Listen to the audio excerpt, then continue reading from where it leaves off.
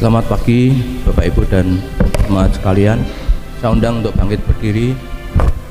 Kita bersama-sama akan mengikuti ibadah kita pada pagi hari ini. Kita bersyukur boleh diberi kesempatan oleh Tuhan sekali lagi untuk beribadah pada pagi hari ini. Untuk mengawali ibadah kita akan pujikan dari PKJ 13 ayat yang pertama dan kedua.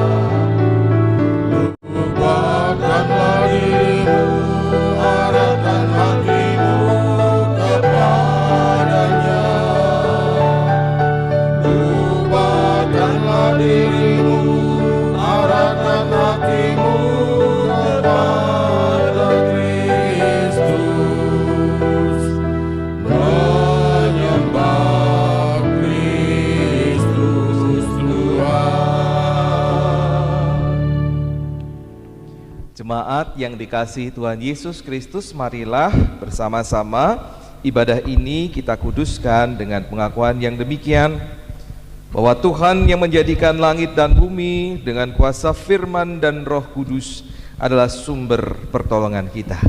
Amin.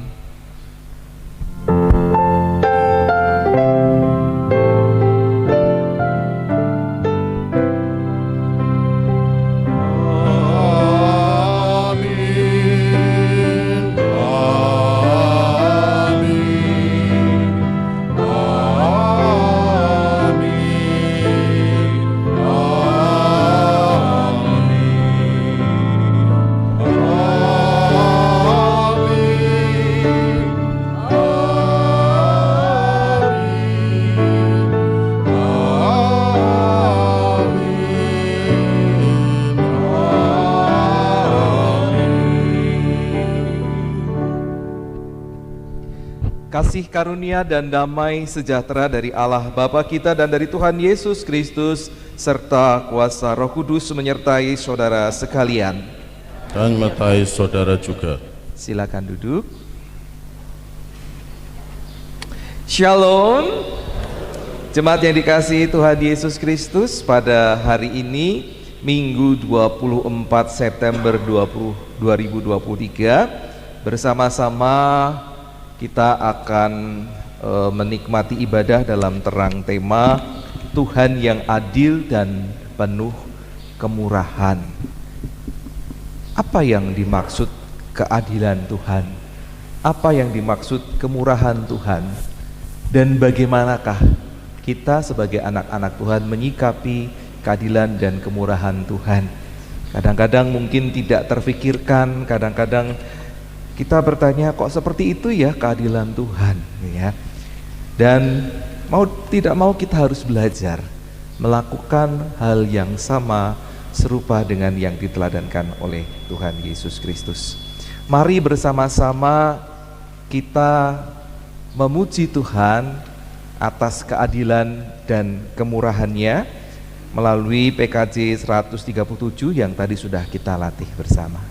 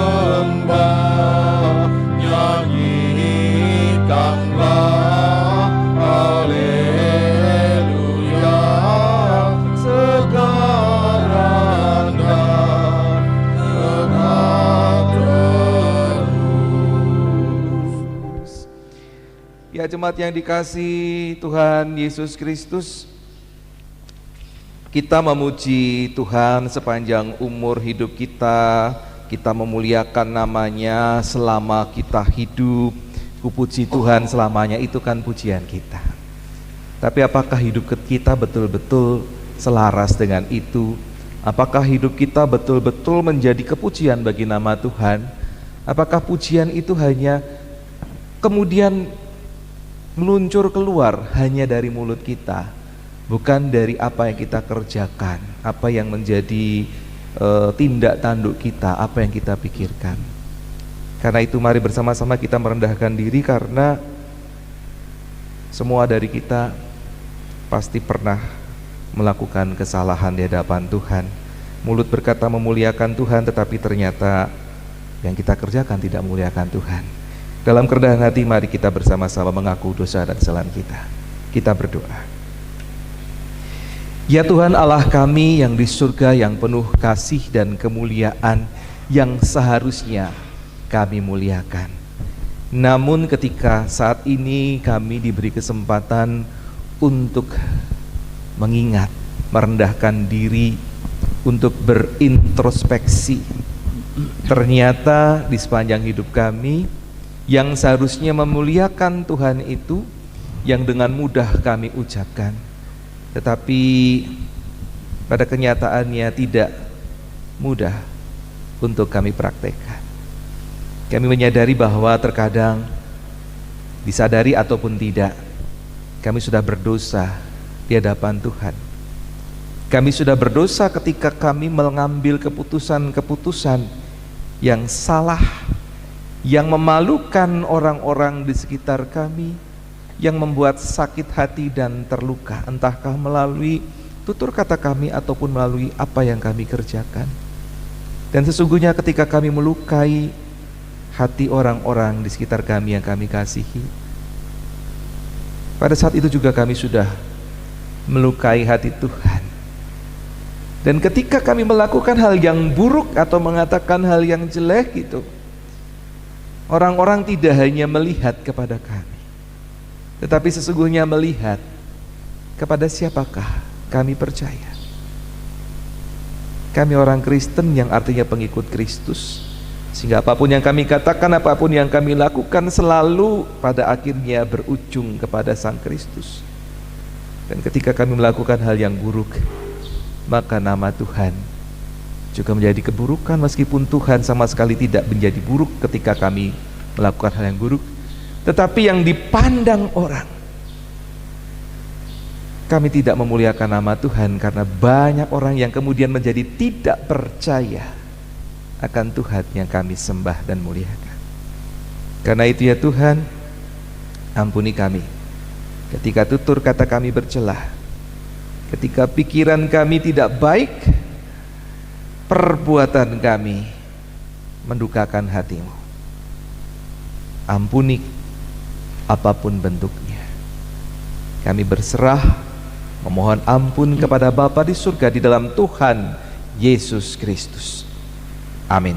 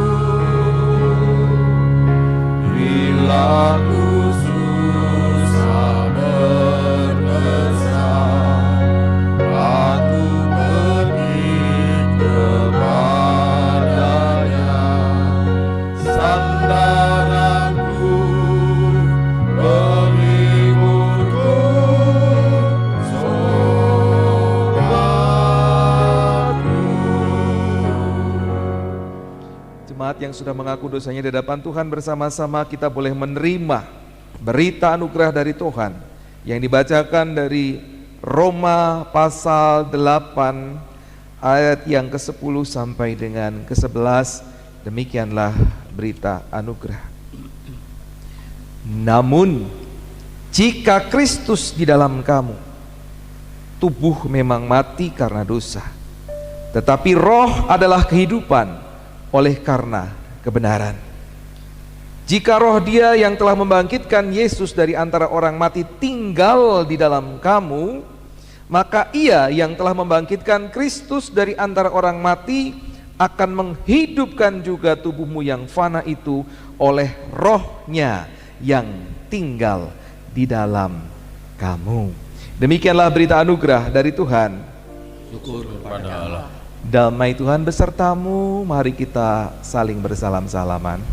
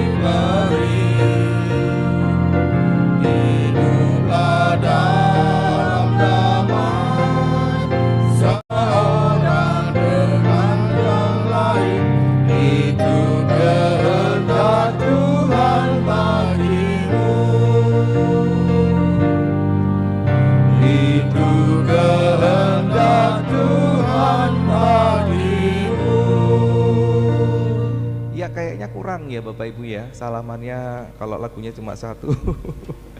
Tapi ya memang itu supaya nanti dilanjutkan lagi ya salamannya di luar. Biarlah damai sejahtera bukan cuma diwujudkan melalui salam-salaman, itu hanya simbol. Yang penting hati kita tidak ada dendam satu dengan yang lainnya, saling mengasihi. Mari kita persiapkan diri kita untuk menyambut firman Tuhan dengan sebuah janji, firman-Mu ku pegang selalu.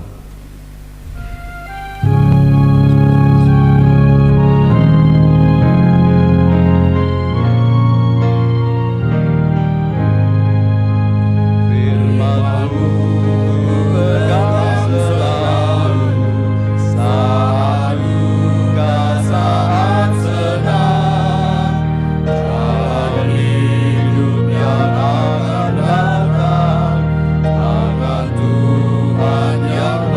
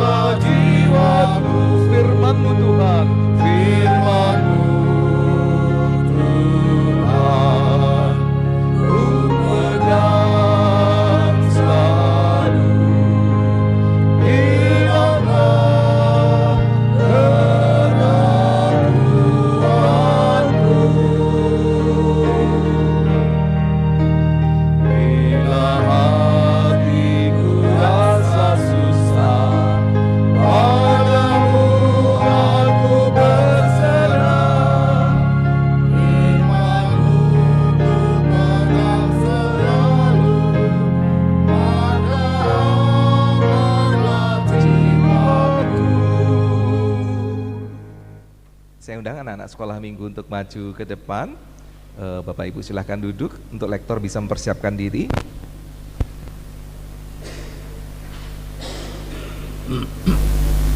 Ya, sudah siap sekolah minggu? Sudah siap? Oh yang kakak-kakaknya kok diam aja. Ya. Sudah siap kak? Oh iya, kakak-kakaknya juga ya. Terima kasih untuk kehadirannya. Mari bersama Bapak Ibu kita persiapkan diri menyambut firman Tuhan. Kita di tempat ini dan adik-adik kita, anak-anak kita di kelas sekolah minggu masing-masing. Mari kita berdoa. Ya Tuhan Allah kami yang di surga, sungguh kami bersyukur karena kami boleh datang bersama dengan anak-anak kami juga untuk menyambut firman Tuhan. Saat ini waktu bagi kami untuk berbagi kelas. Kami akan menerima firman Tuhan di tempat ini, dan anak-anak kami, adik-adik kami akan menerima firman Tuhan di kelas sekolah minggu masing-masing. Engkau memberkati, dengan urapan Roh Kudus-Mu kami dimampukan untuk menerima firman-Mu, memperlakukan firman-Mu dalam kehidupan hari lepas hari. Kau juga memberkati kakak-kakak boleh berbagi cerita kehidupan, berbagi pengalaman dan teladan, sehingga anak-anak kami boleh bertumbuh dalam kasih karunia Tuhan, menjadi anak-anak yang diberkati Tuhan, anak-anak yang cinta Tuhan. Terima kasih ya Tuhan, saat ini kami boleh terima firman-Mu. Berfirmanlah, karena kami semua siap mendengarkannya. Demi Kristus Yesus Tuhan. Amin. Selamat sekolah minggu, Tuhan memberkati. Dipersilahkan untuk menyampaikan bacaan firman. Pembacaan Alkitab terambil dari Yunus 3 ayat 10 sampai dengan ayat Yunus 4 ayat 11.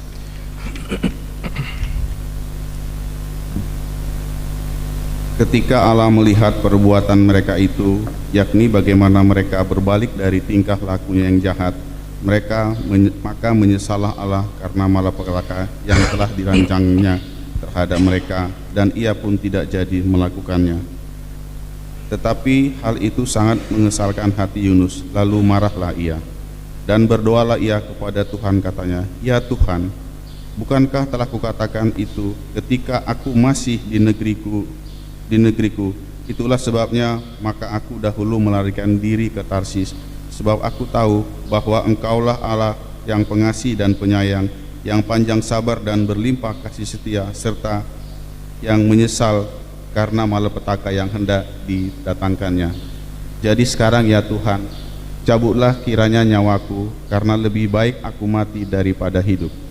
Tetapi firman Tuhan, "Layakkah engkau marah? Yunus telah keluar meninggalkan kota itu dan tinggal di sebelah timurnya. Ia mendirikan di situ sebuah pondok, dan ia duduk di bawah naungannya menantikan apa yang akan terjadi atas kota itu. Lalu atas penentuan Tuhan Allah, tumbuhlah sebatang pohon jarak melampaui kepala Yunus untuk menaunginya, agar ia terhibur daripada kesesalan hatinya. Yunus sangat bersuka cita karena pohon jarak itu. Tetapi keesokan harinya, ketika fajar menyingsing, atas penentuan Allah datanglah seekor ulat yang menggerek pohon jarak itu sehingga layu. Segera sesudah matahari terbit, maka atas penentuan Allah bertiuplah angin timur yang panas terik, sehingga sinar matahari menyakiti kepala Yunus. Lalu rebahlah ia lesu dan berharap supaya mati. Katanya, "Lebih baiklah aku mati daripada hidup." Tetapi berfirmanlah Allah kepada Yunus, "Layakkah engkau marah karena pohon jarak itu?" Jawabnya, "Selayaknya lah aku marah sampai mati." Lalu Allah berfirman, "Engkau sayang kepada pohon jarak itu, yang untuknya sedikit pun engkau tidak berjerih payah, dan yang tidak engkau tumbuhkan, yang tumbuh dalam satu malam dan binasa dalam satu malam pula. Bagaimana tidak aku akan sayang kepada Niniwe, kota yang besar itu, yang berpenduduk lebih dari 120.000 orang, yang semuanya tak tahu membedakan tangan kanan dari tangan kiri, dengan ternaknya yang banyak." Demikianlah firman Tuhan. Syukur kepada Allah. Selanjutnya Injil Tuhan kita Yesus Kristus dibacakan menurut Injil Matius. Kita akan membaca dari pasal yang ke-20 ayat pertama sampai dengan 16. Di sini Lembaga Alkitab Indonesia memberikan judul perumpamaan tentang orang-orang upahan di kebun anggur. Sebuah situasi yang mencengangkan ketika kita membacanya, tetapi itulah yang sebetulnya sebagai gambaran kerajaan Allah. Demikian firman Tuhan. Kerajaan surga seumpama seorang pemilik kebun anggur yang pagi-pagi benar keluar mencari pekerja-pekerja untuk kebun anggurnya. Setelah ia sepakat dengan pekerja-pekerja itu mengenai upah sedinar sehari, ia menyuruh mereka ke kebun anggurnya. Kira-kira pukul 9 pagi ia keluar lagi, dan dilihatnya ada orang-orang lain yang menganggur di pasar. Katanya kepada mereka, "Pergilah juga kamu ke kebun anggurku dan upah yang adil akan kuberikan kepadamu." Lalu mereka pun pergi. Kira-kira pukul 12 dan pukul 3 petang ia keluar dan melakukan hal yang sama. Kira-kira pukul 5 petang ia keluar lagi dan mendapati orang-orang lain. Katanya kepada mereka, "Mengapa kamu menganggur saja di sini sepanjang hari?" Kata mereka kepadanya, "Karena tidak ada orang mengupah kami." Katanya kepada mereka, "Pergi jugalah kamu ke kebun anggurku." Ketika hari malam, pemilik kebun itu berkata kepada mandornya, "Panggillah pekerja-pekerja itu dan bayarkan upah mereka, mulai dengan mereka yang masuk terakhir hingga mereka yang masuk pertama." Datanglah mereka yang masuk kira-kira pukul 5 dan masing-masing menerima 1 dinar. Kemudian datanglah mereka yang masuk pertama, sangkanya akan mendapat lebih banyak, tetapi mereka pun menerima masing-masing 1 dinar juga. Ketika mereka menerimanya, mereka bersungut-sungut kepada pemilik kebun itu. Katanya, "Mereka yang masuk terakhir ini hanya bekerja 1 jam, dan engkau menyamakan mereka dengan kami yang sehari suntuk bekerja berat dan menanggung panas terik matahari." Namun pemilik kebun itu menjawab seorang dari mereka, "Kawan, aku tidak berlaku tidak adil terhadap engkau. Bukankah kita telah sepakat sedinar sehari? Ambillah bagianmu dan pergilah. Aku mau memberikan kepada orang yang masuk terakhir ini sama seperti kepadamu. Tidakkah aku boleh mempergunakan milikku menurut kehendak hatiku? Atau iri hatikah engkau karena aku murah hati?" Demikianlah mereka, yang terakhir akan menjadi yang pertama, dan yang pertama akan menjadi yang terakhir. Demikianlah Injil Yesus Kristus. Berbahagialah mereka yang setia mendengarkan firman Tuhan dan yang memeliharanya di dalam kehidupan hari lepas hari. Haleluya.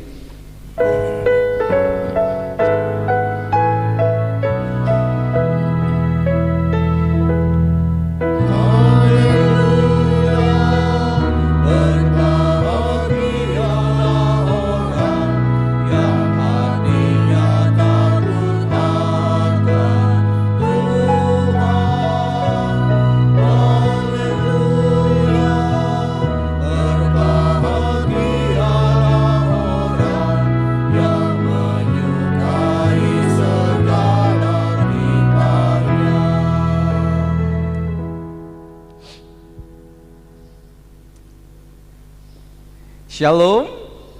Ya, Ibu Bapak yang dikasihi Tuhan Yesus Kristus. Kalau saya bercerita dan kemudian saya tanyakan, saya ingin minta pendapat Bapak Ibu. Ada seorang sarjana pertanian, usianya 35 tahun. Dia bekerja di sebuah perusahaan telekomunikasi. Sudah 10 tahun dia bekerja di sana. termasuk orang yang berprestasi meskipun dia latar belakang sarjana pertanian. Dia digaji 15 juta rupiah, termasuk tunjangan-tunjangan. Dia sudah berkeluarga, anaknya 2. Ya mungkin kurang gede ya gajinya ya, atau mungkin terlalu besar. Ya namanya juga cuma cerita. Gajinya 15 juta dalam kondisi seperti itu.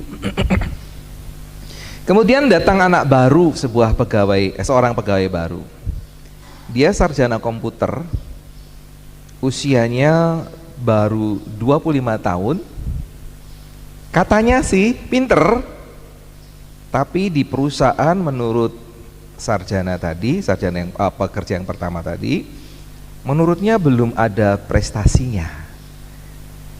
Dia karena masih muda, dia belum berkeluarga, dan akhirnya ketika dia diangkat menjadi pegawai setelah magang 3 bulan, pekerja pertama ini dengar nominal gajinya sama dengan dia. Biasanya gaji kan ditutup ya, nggak ada yang tahu satu dengan yang lainnya.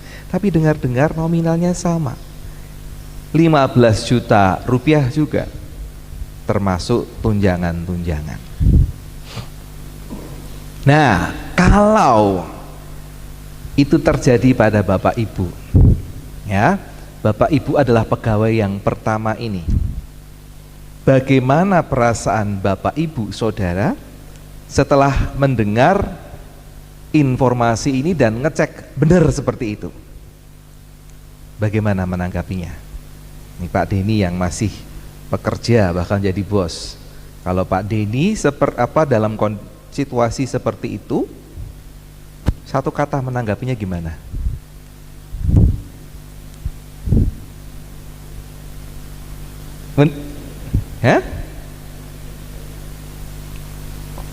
Maksudnya? Kalau Pak Denny seperti orang kejadian ini menimpa Pak Denny. Pak Denny sarjana pertanian, usia 35 tahun, sudah 10 tahun kerja di telekomunikasi, berprestasi, gajinya 15 juta, termasuk tunjangan-tunjangan, sudah berkeluarga, anaknya 2. Kedatangan pegawai baru, yang seperti saya sebutkan tadi. Gajinya ya 15 juta. Piye perasaannya Pak Denny?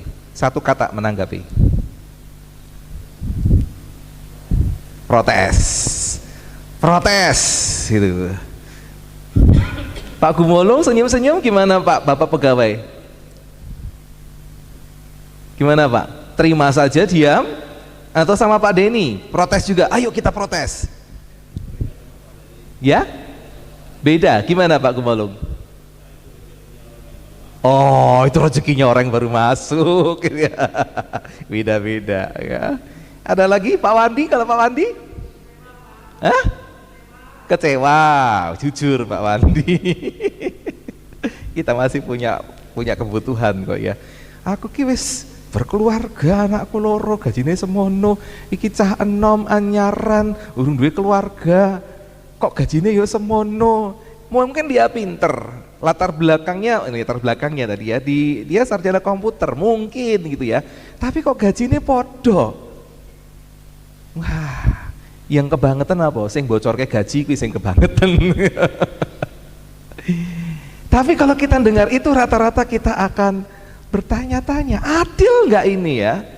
Kecewa, protes, tapi ada yang legowo kayak Pak Gumolong tadi. Wah, dia sudah berkecukupan, mungkin ada sampingan ya Pak ya, ora popo, rezekinya dia gitu. Nah, menurut kita Ibu Bapak Saudara, jadi dari apa yang Bapak Ibu dengarkan dan pikirkan, mungkin juga saya tidak tahu pendapat Bapak Ibu secara keseluruhan, tapi menurut kita secara sewajarnya, kalau orang itu sudah kerja keras, bekerja lebih lama, seharusnya lah diberi penghargaan yang lebih kalau dibandingkan dengan mereka yang baru saja bekerja. Mereka belum capek, belum lelah, barangkali mungkin juga kebutuhannya nggak sampai segitu gitu ya. Kalau akhirnya ternyata penghargaannya diberikan sama, berarti orang ini, mereka yang sudah lebih dulu kerja ini, merasa tidak mendapatkan keadilan. Sejajar dengan itu, Sudah sewajarnya lah orang-orang baik, orang-orang benar diganjar surga oleh Tuhan. Ya, kita yang baik, kita yang benar, sudah ikut Yesus, ya harusnya diganjar surga. Tapi kalau orang-orang jahat, orang-orang berdosa, kita tahu mereka jahat, kita tahu mereka berdosa, pada akhirnya kita ketemu mereka di surga. Mungkin di pikiran kita di dunia, kalau di surga mungkin gak sudah mikir gitu, gak akan mikir begitu. Kalau kita kemudian tahu ajaran itu, mereka juga akan masuk surga gitu loh. Kok penak men? Kok penak men? Mereka sudah berdosa, tapi kok masuk surga? Tuhan gak adil. Meskipun ya mereka akhirnya bertobat, tapi mbok yo berikanlah hukuman. Ya. Walaupun cuma sebentar, walaupun nanti akhirnya masuk surga, tapi mereka sudah dapat hukuman gitu. Itu yang namanya adil. Atau juga gini, ngerti yo kaya ngono, aku tak nggawe dosa wae. Ya? Ngerti yo nek kaya ngono. Wong berdosa itu, membuat dosa, ikut dosa tuh enak, bener ya? Ikut dosa tuh kebanyakan enak loh. Sampai ada lagunya, mengapa semua yang asik-asik itu yang dilarang. Wah, lagu dangdut ya. Karena itu menyenangkan, itu enak. Ngerti yo ngono, aku tak nggawe dosa wae. Mengko bertobat, akhirnya yo mengko masuk surga. Itulah yang kemudian bisa kembangkan kalau kita bersikap sama seperti Yunus. Dan juga para pekerja yang bekerja dari pagi. Mari kita lihat betapa sakit hatinya Yunus. Nah, saya mau berempati terhadap perasaan Yunus ya. Betapa sakit hatinya Yunus yang mengetahui betapa jahatnya orang-orang Niniwe. Memang terkenal ini. Bapak Ibu kalau tahu pernah lihat nonton film orang-orang Viking ya, orang-orang Viking ya, beringas kayak gitu, itu gambaran orang Niniwe itu seperti itu, orang-orang barbar yang nggak tahu apa namanya keadilan, pokoknya kekuatan, yang kuat itu yang menang. Seperti itulah orang-orang Niniwe. Apalagi kalau Yunus ternyata punya keluarga, punya kerabat, punya sahabat yang pernah menjadi korban kejahatan orang-orang Niniwe. Pertama, dalam kasus itu Yunus harus memperingatkan pertobatan.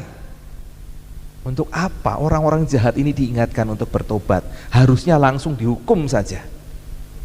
Yang kedua, dia sendiri melihat pertobatan orang-orang Niniwe. Kok ia bertobat? Kok ia bisa bertobat gitu ya? Ketiga, dia mengetahui ketika orang-orang ini bertobat, Allah batal menghukum orang-orang Niniwe. Menyesalah Allah. Jadi kehendaknya Tuhan itu bisa dibatasi oleh kehendaknya manusia.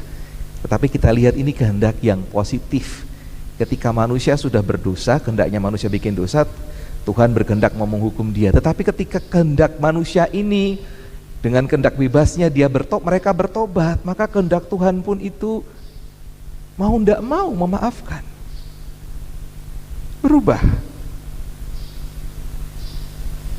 Lah aku ini, menurut Yunus, aku ini dianggap apa oleh Tuhan?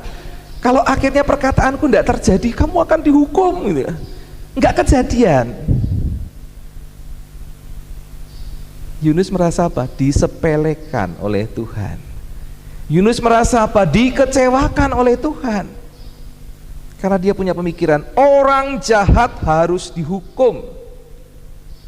Ini malah diampuni. Tuhan sungguh tidak adil. Dan Tuhan tidak adil juga terhadap aku. Karena itu Yunus berpikiran, sudah benar aku menghindari tugas ini karena aku wis kroso, sudah tahu kalau nanti aku bakal kecewa terhadap keadilan Tuhan. Hukuman yang setimpal bagi orang-orang yang kejam bagi orang-orang jahat, ini malah diampuni. Kecewa. Selanjutnya, betapa sakit hatinya lagi. Saya ingin berempati kepada para pekerja ini.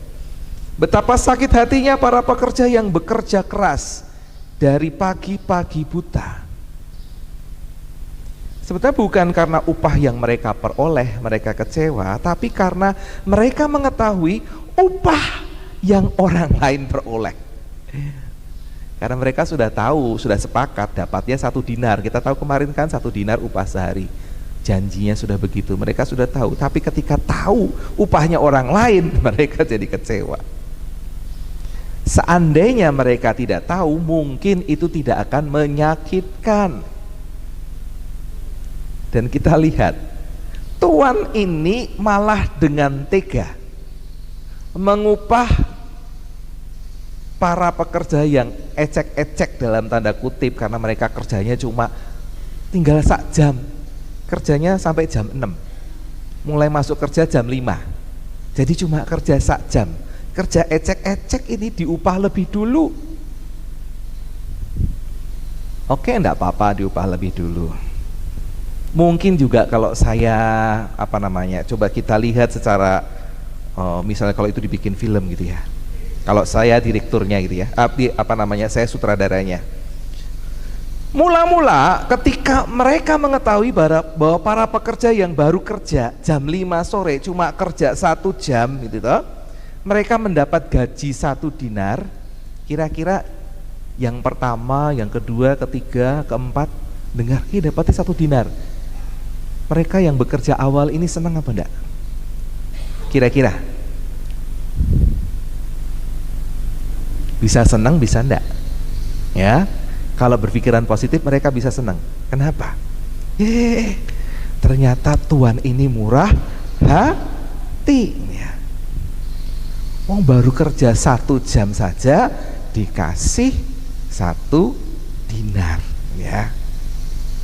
Tapi harapannya apa sih? Dengan senang, harapannya apa? Nek mereka saja dikasih 1, mungkin nanti aku akan dikasih bonus. Bukan cuma 1, meskipun janjinya 1.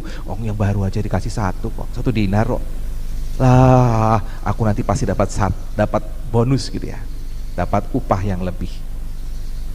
Ya, mereka bisa memuji-muji Tuhan ini gitu ya. Tapi ya, ketika yang bekerja shift yang keempat, bekerja yang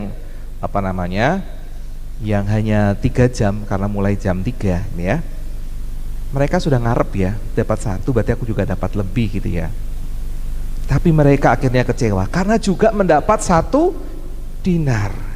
Tapi ya rapopo lah, gak apa-apa lah, wong cuma bekerja hanya 3 jam ini dapat 1 dinar dibandingkan 1 jam, ya enggak apa-apa lah, ya masih untung lah. Mereka bisa bersyukur karena bagaimanapun ini adalah kemurahan Tuhannya. Kemudian kelompok yang ketiga, pekerja yang bekerja 6 jam, berarti dari jam 12. Mereka sedikit berharap bisa dapat lebih. Tapi kelompok ini karena belajar dari yang kelompok jam 3, mungkin mereka sudah mempersiapkan diri untuk tidak kecewa. Dan benar saja, seperti kekhawatiran mereka hanya mendapat upah 1 dinar juga. Tapi ya memang kan 1 dinar itu upah 1 hari ya. Gak apa-apa lah, gak apa-apa. Lumayan, bisa untuk makan malam ini dan besok hari. Nah, kemudian mereka yang bekerja 9 jam dan yang bekerja 12 jam.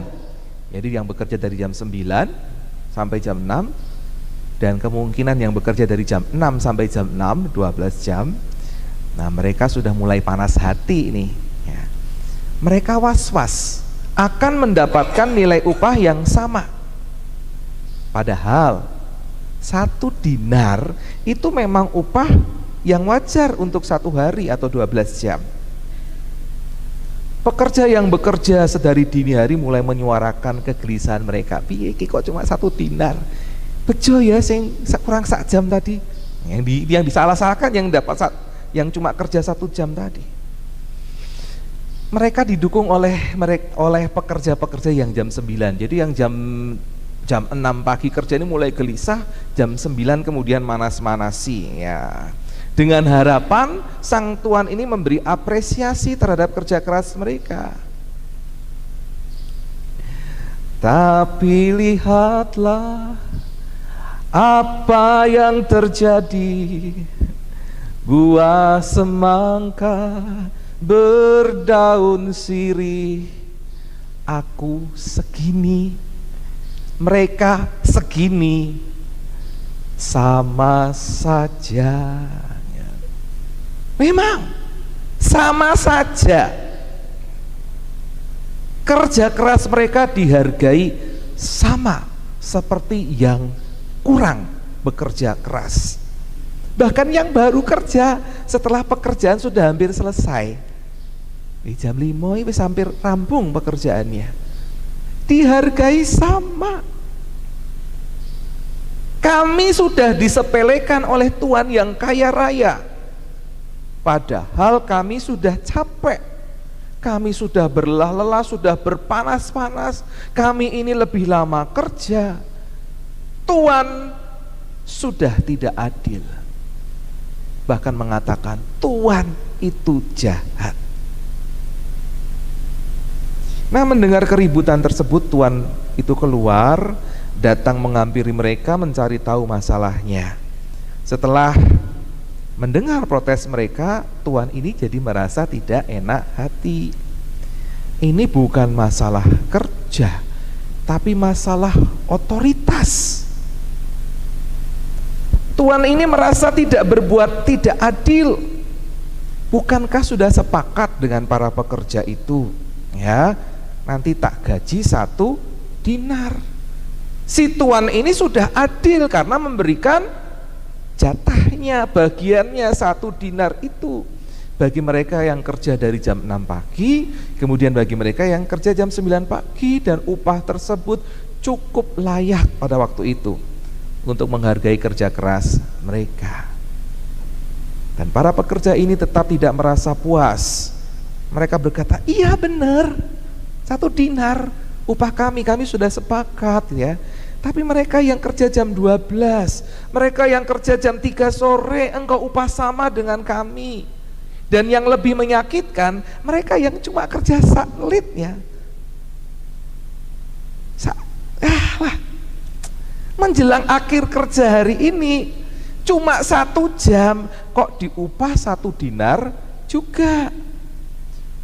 Seandainya Tuhan mengupah misalnya setengah dinar atau 1/4 dinar untuk yang belakangan, pasti kami tidak akan kecewa, pasti kami tidak marah, pasti kami tidak protes seperti itu. Kemungkinan kemudian sang tuan ini tersenyum dengan sinis lalu menjawab mereka, bukankah kita sudah sepakat ya 1 dinar sehari, dan kalian kelompok yang kedua ya, yang jam 9, bukankah aku berjanji memberi yang pantas, yang layak gitu ya. 1 dinar nggak pantas, nggak layak, itu sudah cukup. Coba aja kalian cari kerja di tempat yang lain, mulai kerja jam 9, susah akan mendapatkan upah 1 dinar, pasti akan dipotong. Jadi ngapain kamu ikut-ikut ya? Ikut-ikut protes ya. Nah, kelompok pekerja pertama merasa mendapat upah, iya benar Tuhan, yang jam 9 ini mereka sudah lebih dari cukup dapat 1 dinar. Tapi bagaimana dengan kami ini Tuhan? Mana penghargaan Tuhan kepada kami? Kenapa yang kerja 1 jam itu juga mendapat upah yang sama seperti kami? Cukup, kata sang tuan. Aku tidak berlaku tidak adil pada kalian. Mengenai mereka yang bekerja sesudahmu mendapatkan 1 dinar, itu bukan hakmu. Haknya siapa? Hakku. Aku yang punya kebun, aku yang punya uang, aku yang mengupah kalian semua. Bukankah aku bebas menggunakan uangku? Atau kalian iri karena aku murah hati pada mereka? Pak Gumolo tadi bilang apa? Rezekinya mereka. Apa kalian iri terhadap kemurahan hatiku kepada mereka?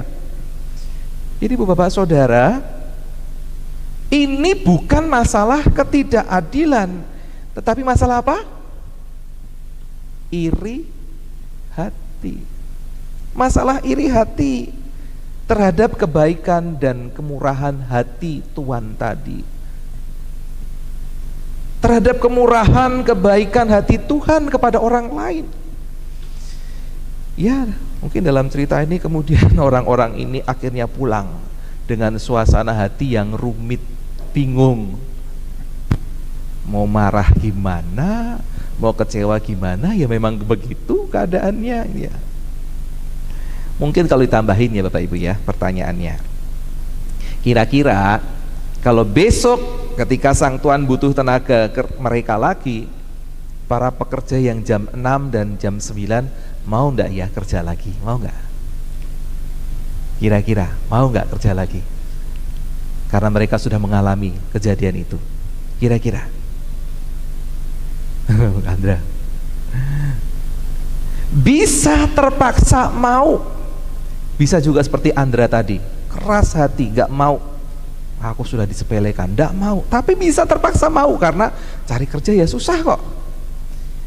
Bisa juga kemudian nakal, ya aku mau tapi nanti agak sorean karena pagi ini aku masih sibuk, nanti sore baru aku bantu. Ya dengan harapan apa? Ya tadi yang sore juga dapat 1 dinar kok. Mulai nakal itu ya. Itu ya kepada mereka yang kerja jam 6 dan jam 9. Bisa mau, bisa terpaksa mau, bisa beralasan, bisa nggak mau gitu ya. Tapi kalau pekerjaan ini kira-kira ditawarkan pada mereka yang bekerja dari jam 12, dari jam 3, dari jam 5 apalagi, ditawarkan pekerjaan dari pagi, kira-kira mereka mau enggak? Mau enggak? Kira-kira mau enggak? Hah? Jawabannya ya sama. Bisa jadi mau. Kenapa mau? Karena mereka merasa berhutang budi kepada Tuhan ini. Kemarin udah baik hati kok, bisa jadi mau. Tapi juga bisa jadi tidak mau. Karena apa? Oh kan dengi wae penak kok. Ya. Mereka mau enaknya dan menunggu dipanggil kerja seperti kemarin saja. Aku nunggu nanti saja ya. Nunggu sama-sama semua. Jadi mereka pengennya kerja dari jam 5 sore semua. Bisa jadi ini ya. Nah, saya menduga ya, sebetulnya ini sedak atau kita bisa menilai cerita ini tidak mau memberi ajaran kepada kita soal etos kerja. Apakah cerita ini akan mempengaruhi etos kerja? Tidak, karena memang tidak bicara soal etos kerja. Karena semua kemungkinan tetap bisa saja terjadi, baik itu yang baik maupun yang buruk. Tuhan di sini, firman Tuhan di 2 bacaan tadi ya, tidak bicara soal etos kerja ataupun prinsip baik dibalas baik, buruk dibalas buruk, atau prinsip pengupahan yang benar gitu ya. Jadi jangan dipraktekkan ya Pak Denny untuk pegawai ini gitu, iso malah bikin kacau nanti. Bukan praktek untuk pengupahan prinsip itu ya. Tapi sebetulnya firman Tuhan yang sudah kita baca tadi bicara soal tema ini, keadilan dan kemudian juga kemurahannya Tuhan ya. Keadilan Tuhan dan kemurahan Tuhan itu seperti jalinan sebuah benang yang kuat gitu ya, saling berkelindan. Tidak bisa dipisahkan antara keadilan dan kemurahannya Tuhan. Bagi Yunus, Tuhan sudah tidak adil pada dirinya, tapi bagi Tuhan, keadilan Tuhan sudah dinyatakan. Bahkan untuk Yunus sudah dinyatakan untuk Nineveh, tapi juga untuk Yunus. Keadilan Tuhan itu nyata dari kemurahan hati Tuhan mengampuni orang-orang Niniwe. Dan ia mau mengajarkan kepada Yunus tentang kebaikan dan kemurahan hati seperti caranya Tuhan, bukan keadilan picik milik manusia. Dan hal yang sama juga Tuhan ajarkan kepada kita melalui perumpamaan kerja di kebun anggur Tuhan yang nyentrik ini. Ibu Bapak, saya kemudian ingat dengan percakapan kita soal bagaimana nanti kita di surga. Apakah rumah Bapa, rumah kita di surga itu beda-beda, bentuk tipe rumahnya beda, isi perabotannya beda, dan perbedaan itu tergantung dari sikap hidup dan pelayanan kita di dunia. Ya, kalau orangnya ini rajin berdoa, rajin baca firman, rajin pelayanan, rajin kesaksian, rajin penginjilan, orangnya baik hati, murah hati, tidak sombong gitu ya. Wah, ini pasti rumahnya gede magrung-magrung di surga. Sedangkan orang yang malas baca firman, malas berdoa, malas berbuat baik, ya karena percaya Yesus masuk surga, tapi rumahnya rumah RSSSS gitu ya, di surga. Kenapa? Karena ada hamba Tuhan yang cerita soal rumah di surga tergantung dari bahan bangunan yang kita siapkan dari dunia. Itu seperti yang saya sebutkan tadi, itu bahan-bahannya. Pertanyaannya, kalau ternyata nanti tidak demikian, saya termasuk yang tidak berpikiran seperti itu, Bapak Ibu ya. Ternyata semua mendapatkan yang kurang lebih sama. Yang hebat betul jadi anak-anak Tuhan sama yang ala kadarnya ikut Tuhan, ya kadang-kadang sidik-sidik berbuat dosa tapi nanti masuk surga gitu ya. Tapi ya dapat tempat yang sama, rumah yang sama kurang lebih.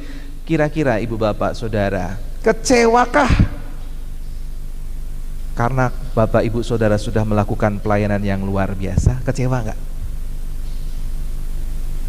Kecewa enggak?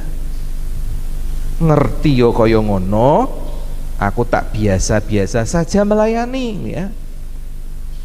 Biasa-biasa aja lah, jadi orang biasa di jemaat. Nggak usah ikut-ikut melayani. Ngerti yo ngono, aku melu seneng-seneng podo karo sing liya. Toh podo wae, sama saja di surga. Golek apa toh ning surga? Sing penting urip iki seneng. Melu Gusti, tumut Gusti, derek Gusti, urip seneng. Dosa sithik-sithik ora apa-apa lah. Toh mengko ya mlebu surga, masuk surga sama saja. Apakah itu yang menjadi pemikiran kita? Silakan dikumpulkan ya Bapak Ibu ya. Sebaliknya, kalau ternyata ini enggak seperti yang saya pikirkan, tapi kalau ternyata semua yang kita lakukan selama di dunia ini ternyata diperhitungkan Allah di surga. Nanti di surga rumahnya itu menyenangkan karena aneka rupa, aneka bentuk, enek sing megah gitu toh. Tapi ada yang rumahnya standar, biasa-biasa saja. Ya. Ada yang di perumahan real estate, ada yang di perumahan perkampungan Genuk Indah kayak gitu ya. Ada yang di lingkungan pegunungan yang indah, ada yang di mana-mana gitu. Ternyata diperhitungkan Allah. Kecewakah kemudian Bapak Ibu? Karena kemudian kita melihat kok rumahku sederhana saja dibandingkan dengan yang lain. Kecewa enggak? Ngerti yo ngono, aku sing tenanan pelayanan, sing tenanan sing donga, sing tenanan sing persekutuan. Ngerti yo ngono. Kecewa enggak? Apalagi ternyata kalau kita membanding-bandingkan, saya misalnya, saya pendeta, tak bandingkan, mohon maaf ya, siapa yang kira-kira berkenan dengan rendah hati saya jadikan contoh. Oh iya, Pak Budi, makasih. Ya, tak jadikan contoh ya. Saya pendeta, Pak Budi, ya pelayanannya ya kayak gitu ya. Persekutuan komisi usia lanjut, yo datang sih ya. Tapi senengannya protes. Pokoknya dibandingin Pak David, wah nggak ada artinya. Saya merasa begitu, saya lebih hebat daripada Pak Budi Darmawan. Ternyata rumahnya Pak Budi Darmawan di sana di surga makrong-makrong. Rumahku ya perumahan di Genduk gitu ya. yang seperti itulah, bukan perumahan kos-kosan sih gede-gede, enggak ya. Beda jauh dengan punya Pak Budi Darmawan. Ya. Gimana? Kecewa nggak saya? Saya lebih berharga dibandingkan orang itu, tapi mereka ternyata dihargai Tuhan lebih. Kecewa nggak?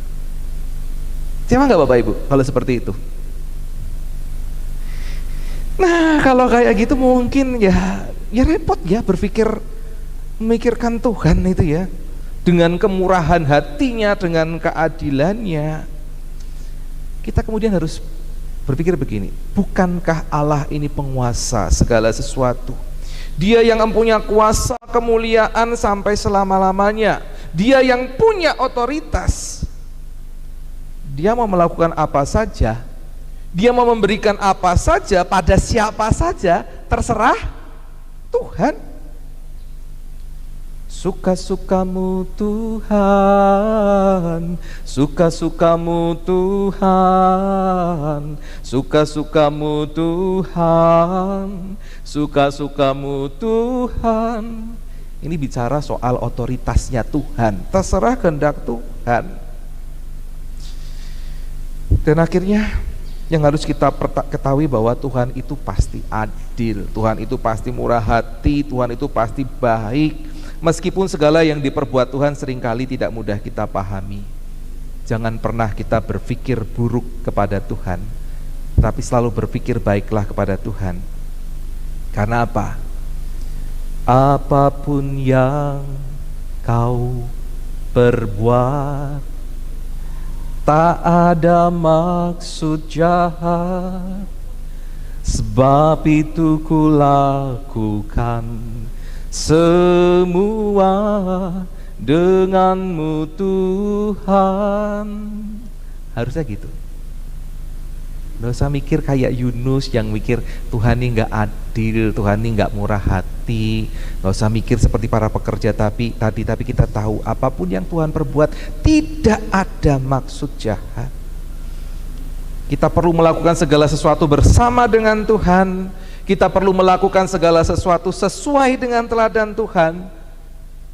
Dan kemudian kita menyerahkan segala sesuatunya, pasrah kepada Tuhan sesuai dengan waktunya Tuhan, sesuai dengan hikmatnya Tuhan, sesuai dengan keadilannya Tuhan, sesuai dengan kemurahan hatinya Tuhan.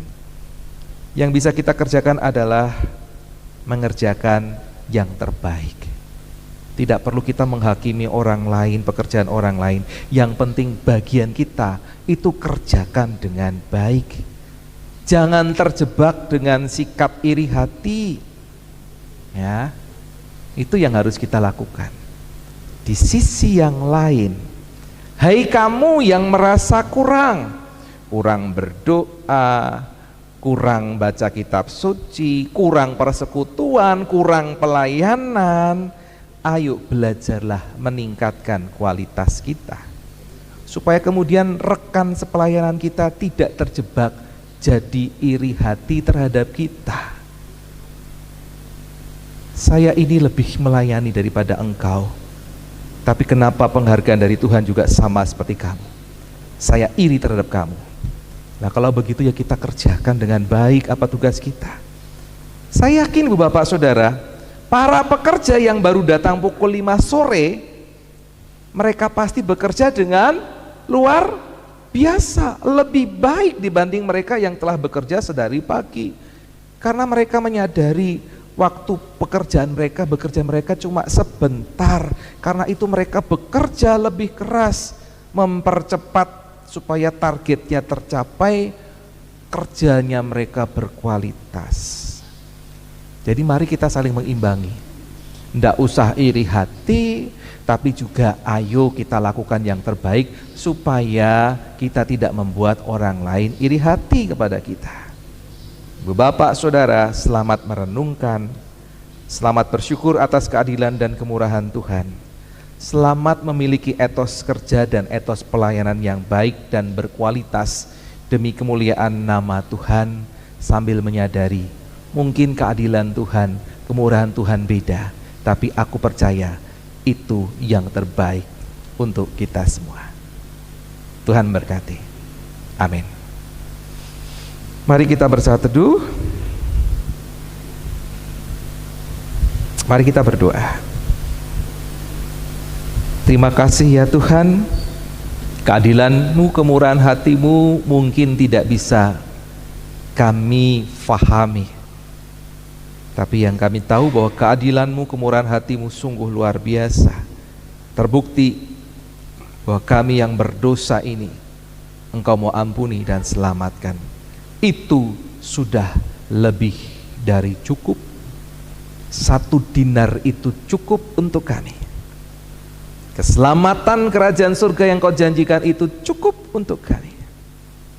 Karena itu ajar kami untuk terus bersyukur dan bahkan tidak berpikir negatif terhadap Engkau. Kami turut bersukacita untuk kebaikan, rezeki, kemuliaan yang orang lain terima, karena itu bagian dari kemurahan, keadilan, dan kebaikan-Mu. Ajar kami untuk melakukan yang terbaik supaya nama-Mu dipermuliakan. Demi Kristus Yesus Tuhan. Amin. Ibu Bapak, Saudara yang dikasihi Tuhan, minggu depan tanggal 1 Oktober bersama-sama kita akan merayakan perjamuan kudus sedunia. Ada beberapa hal yang perlu kita persiapkan Ibu Bapak supaya perjamuan kudus itu menjadi berkat buat kita. Yang pertama adalah bahwa karya Tuhan Yesus secara keseluruhan itu nyata, bukan hanya untuk 12 muridnya ataupun orang-orang percaya di abad pertama, tetapi juga untuk kita.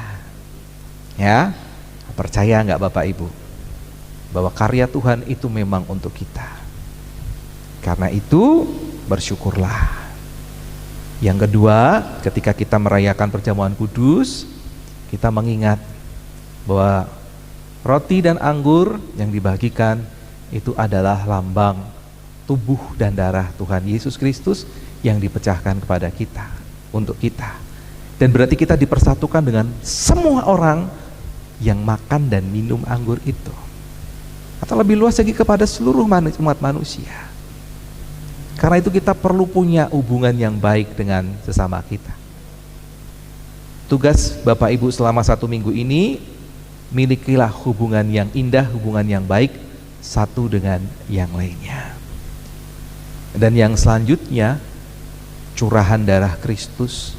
Bagaimana Tuhan mau mati untuk kita, itu berarti Tuhan mau memberi, mau jadi berkat untuk kita. Apakah kita setelah menerima perjamuan kudus itu diingatkan, apakah kita mau juga jadi berkat untuk orang lain? Sehingga orang lain boleh mendapatkan damai sejahtera Tuhan. Apakah mata kita, mulut kita, telinga kita, tangan kita, kaki kita kerjakan sebagai perpanjangan, kita perbuat atau kita berikan tindakan-tindakan sebagai kepanjangan tangan Tuhan yang melihat yang baik, ya, menyuarakan kebenaran, melakukan pekerjaan-pekerjaan Tuhan di tengah dunia.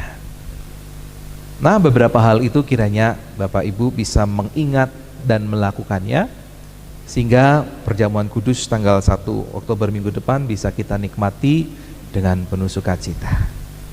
Saya undang Ibu Bapak Saudara yang sudah layak untuk mengikuti perjamuan kudus dan siap untuk menikmati perjamuan kudus bersama-sama dengan GKI Gunung Indah, silahkan saya undang bangkit berdiri. Minggu depan tanggal 1 Oktober. Baik. Ya, Tuhan Yesus memperlengkapi Bapak Ibu semua. Tuhan Yesus yang mempersiapkan. Tapi milikilah kesediaan untuk mempersiapkan diri. Silahkan duduk. Nanti kita akan doakan di dalam doa syafaat. Selanjutnya silahkan untuk pengakuan iman.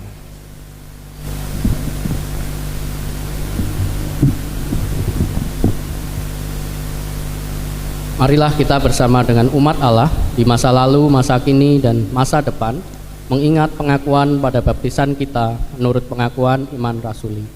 Aku percaya kepada Allah, Bapa yang Maha Kuasa, Khalik langit dan bumi, dan kepada Yesus Kristus, anaknya yang tunggal Tuhan kita, yang dikandung dari Roh Kudus, lahir dari anak darah Maria, yang menderita sengsara di bawah pemerintahan Pontius Pilatus, disalibkan, mati dan dikuburkan, turun ke dalam kerajaan maut. Pada hari yang ketiga, bangkit pula dari antara orang mati, naik ke surga, duduk di sebelah kanan Allah Bapa yang Maha Kuasa. Dan dari sana Ia akan datang untuk menghakimi orang yang hidup dan yang mati. Aku percaya pada Roh Kudus, gereja yang kudus dan am, persekutuan orang kudus, pengampunan dosa, kebangkitan orang mati, dan hidup yang kekal. Amin. Persilahkan duduk kembali. Selamat pagi Bapak Ibu yang terkasih dalam Tuhan. Kami memohon waktu dan perhatian sejenak untuk menyampaikan beberapa warta lisan GKI Genu Indah Semarang hari ini Minggu tanggal 24 September 2023.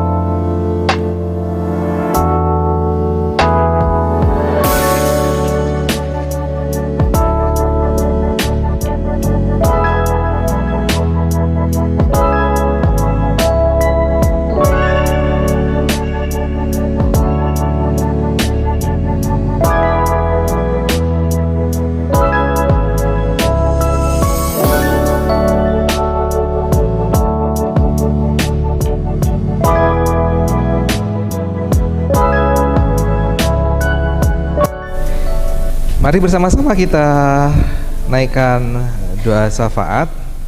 Mari kita berdoa. Ya Tuhan Allah kami di surga, kami bersyukur ibadah ini boleh berjalan dengan baik. Biarlah firman Tuhan boleh kami praktekkan menjadi pribadi-pribadi dalam pekerjaan kami, pelayanan kami, melakukan yang terbaik untuk kemuliaan nama Tuhan, tanpa harus kami merasa iri hati karena Tuhan selalu baik kepada kami. Tuhan berkati juga saudara-saudara kami yang dalam persiapan mereka untuk menyambut perjamuan kudus di minggu depan. Biarlah Engkau yang menolong, mempersiapkan, berikan kemampuan bagi Bapak Ibu Saudara yang akan menikmati perjamuan kudus memiliki persahabatan, persaudaraan yang baik di tengah-tengah kehidupan mereka masing-masing, terus menjadi berkat satu terhadap yang lain. Tuhan berkati jemaat ini boleh bertumbuh, majelis jemaat bersama pengurus komisi wilayah boleh menghadirkan kegiatan-kegiatan yang dibutuhkan oleh jemaat dan menjadi berkat. Demikian juga untuk panitia bulan keluarga yang sudah terbentuk, sedang mempersiapkan diri, mampukan mereka untuk mensosialisasikan, mempraktekkan, melaksanakan kegiatan yang direncanakan dengan baik, didukung oleh jemaat Tuhan. Tuhan juga berkati untuk panitia Natal yang sedang mempersiapkan diri. Tuhan kiranya menolong setiap jemaat Tuhan dalam pergumulan mereka di tengah rumah tangga, di tengah-tengah pekerjaan. Bagi mereka yang sedang membutuhkan pekerjaan, kiranya Engkau hadirkan pekerjaan yang boleh memenuhi kebutuhan keluarga. Keluarga-keluarga yang sedang bermasalah, Engkau berikan jalan keluar. Kemudian rekan-rekan muda yang sampai hari ini masih menantikan pasangan hidup, bila melalui pergaulan yang baik mereka boleh mendapatkannya, pasangan yang seimbang, yang diperkenan Tuhan. Juga bagi saudara-saudara kami, keluarga-keluarga muda yang masih menantikan buah hati tengah pernikahan mereka, biarlah Engkau terus mengupayakan menghadirkan sesuai dengan waktu Tuhan segala sesuatu indah pada waktunya. Bagi saudara-saudara kami yang sakit, kiranya Engkau memberikan kekuatan, Engkau berikan pemulihan. Kami hadir sebagai sahabat yang mendukung, menguatkan, menghibur. Bagi saudara-saudara kami yang bersuka cita karena ditambahkan usia di minggu ini, biarlah Engkau memberkati mereka terus menjadi pribadi-pribadi yang baik dan bisa menjadi berkat dimanapun mereka berada. Karena itu kami berdoa untuk Bapak Mas Suryo Agung Prabowo, untuk Ibu Endang Heruwati, untuk Ibu Deborah Sri Sayekti, untuk Saudara Freddy Setiawan, untuk Bapak Susanto dan Ibu Nina Ari Iswara. Tuhan berkati mereka dengan berkat-berkat Tuhan yang luar biasa. Terima kasih ya Tuhan, Engkau memberkati Tunas Wacana sebagai bagian dari pelayanan kami. Engkau tambah-tambahkan siswa, Engkau cukupkan segala sesuatu untuk operasional sekolah, dan biarlah jemaat Tuhan boleh terlibat di dalamnya. Bahkan mungkin anggota jemaat dari gereja lain pun tergerak hati untuk menolong. Tuhan juga memberkati bangsa negara kami, terus pelihara sehingga damai sejahtera-Mu tetap boleh kami nikmati dan rasakan meskipun di tengah-tengah suasana menjelang pemilu. Terima kasih Tuhan. Akhirnya terimalah doa permohonan kami. Kami haturkan kepada Bapa di surga di dalam Tuhan Yesus Kristus yang mengajar kami berdoa dengan doa yang sempurna.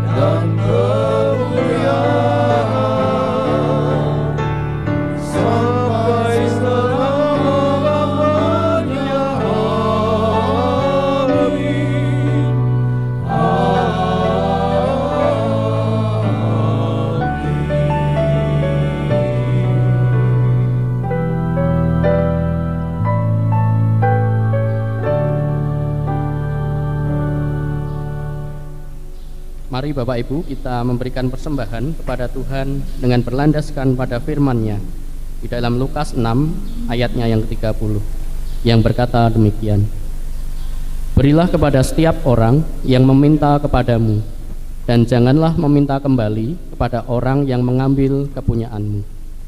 Kantong hijau hari ini diperuntukkan untuk mendukung program Tunas Wacana.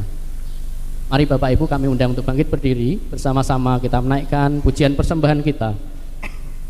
PKJ 265 baitnya yang pertama, bukan karena upahmu.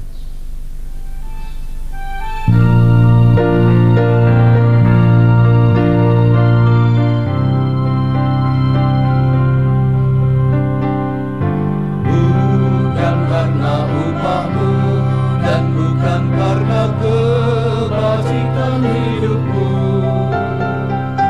bukan persembahanmu dan bukan pula hasil perjuangan.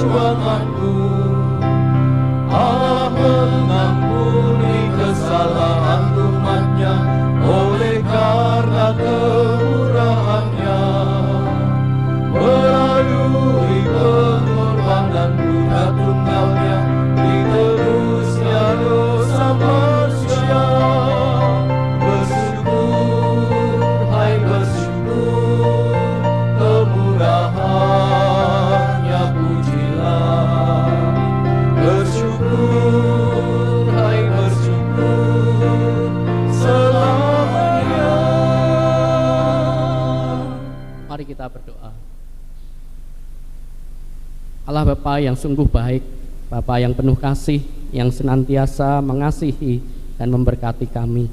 Sungguh kami bersyukur Tuhan atas segala kemurahan dan berkat-berkat Tuhan, pemeliharaan Tuhan yang boleh kami rasakan sepanjang hidup kami sampai saat ini. Bapa di surga, kami bersyukur di pagi hari ini kami beroleh kesempatan untuk kami memberikan persembahan kepada Tuhan. Biarlah melalui persembahan ini kami terus diajarkan untuk senantiasa mengucap syukur atas berkat-berkat Tuhan. Tuhan memberkati para majelis yang mengelola persembahan ini, sehingga persembahan ini boleh digunakan seturut dan sekehendak Tuhan. Terima kasih Bapa di surga, kami menyerahkan untuk kehidupan kami selanjutnya. Tuhan yang terus memelihara hidup kami, Tuhan yang terus memberkati kami hari lepas hari. Di dalam nama Tuhan kami Yesus Kristus kami berdoa dan mengucap syukur. Amin. Jemaat yang dikasihi Tuhan Yesus Kristus, keadilan Tuhan dan kemurahan Tuhan itu perlu dan harus kita teladani, perlu kita bagikan di tengah-tengah dunia yang kita hidupi. Mari bersama-sama kita boleh mengingat tugas perutusan kita. Tuhan mengutus kita.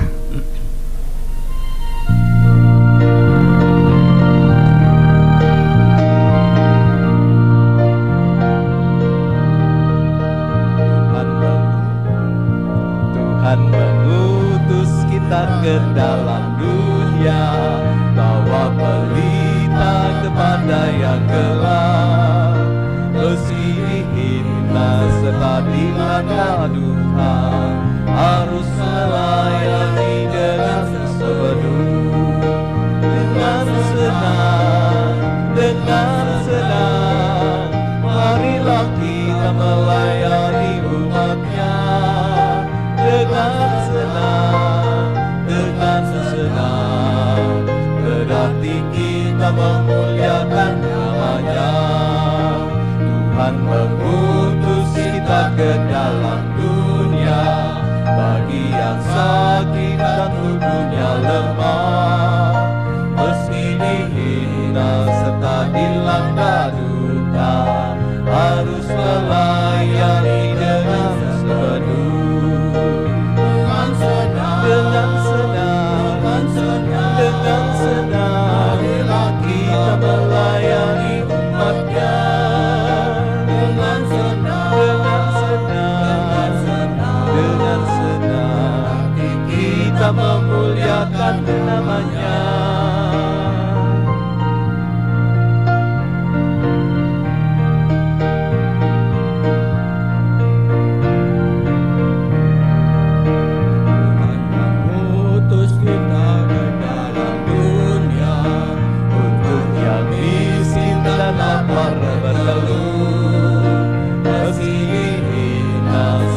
Dilanda duka, harus melayani dengan sepenuh. Dengan senang, marilah kita melayani umatnya. Dengan senang, kita memuliakan namanya. Jemaat yang dikasihi Tuhan Yesus Kristus, arahkanlah selalu hatimu kepada Tuhan. Jadilah saksi-saksi Kristus. Percayalah Tuhan selalu memberikan kekuatan kepadamu. Terpujilah Tuhan. Sekarang pulanglah dalam damai sejahtera Tuhan dan terimalah berkat Tuhan.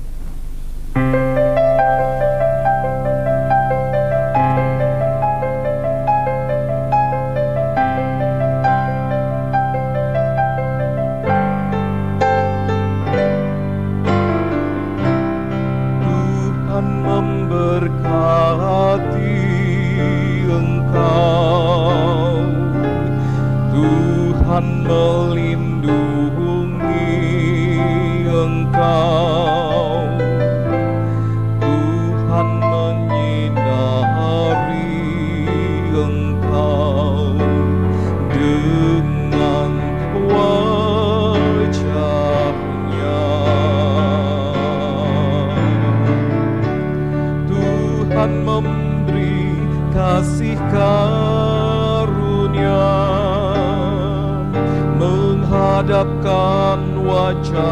padamu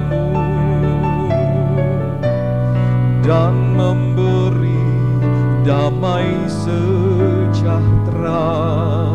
untuk selamanya.